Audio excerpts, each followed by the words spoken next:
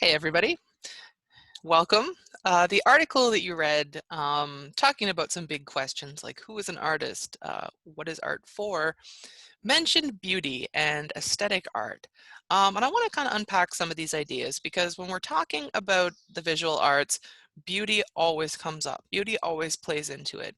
There's a lot of historical associations with art and beauty that we see sort of being stripped away in the contemporary art period, which is about started in about 1970 and runs to the present. We're still in the contemporary art period today. All right, so beauty, you'll also hear it be called aesthetics sometimes. And we all know it's very subjective. Beauty's in the eye of the beholder, right?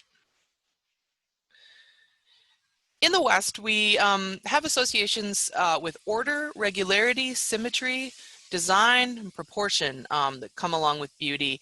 And we're going to look at the source of those in a minute here. That's where the word canon starts to come into play.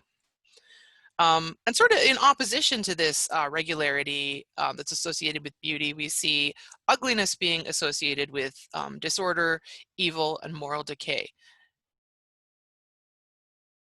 This is greatly influenced by classical thought, classical being the ancient Greek and Roman civilizations, particularly the canon. Not talking about this. This canon has 3 ends in it. The one I'm talking about only has 2 ends. So what is canon? You're asking yourselves. Uh, you can hear the term canon being used when you're talking about any academic discipline, and it refers to a body of rules, standards, or principles accepted as universally binding in a field of study. You often will hear religious canon, so kind of the do's and don'ts of a certain belief system. They're using the term canon there. The name comes from art history. There was a Greek sculptor named Polykleitos, and he carved a statue that he called Canon. Doryphorus is another name, and you can kind of see that word right there. Whoops, get my next point. It's also called spear bearer, which Doryphorus just means spear bearer in Greek. And he carved it at 110 BCE.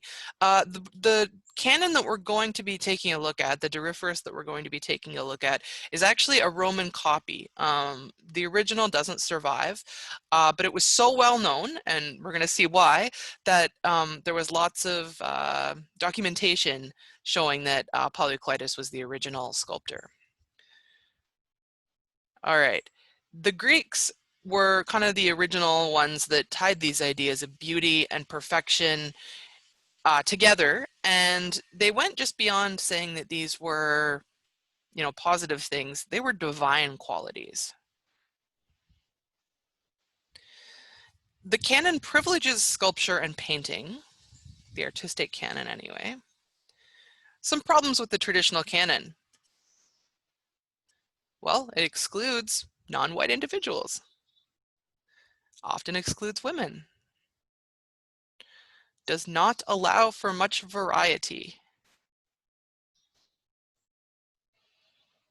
and often excludes art forms that aren't sculpture or painting. So there's a reason why when you just think of a masterpiece, a work of art, 9 times out of 10 it is a painting or a sculpture that pops into the average person's head. It's canon. And then I had mentioned that contemporary artists are using methodologies that are attempting to remedy some of these biases. And I use the term contemporary to refer to the period that we're in now, which is also called the postmodern period. You can see that word at the bottom of the screen there.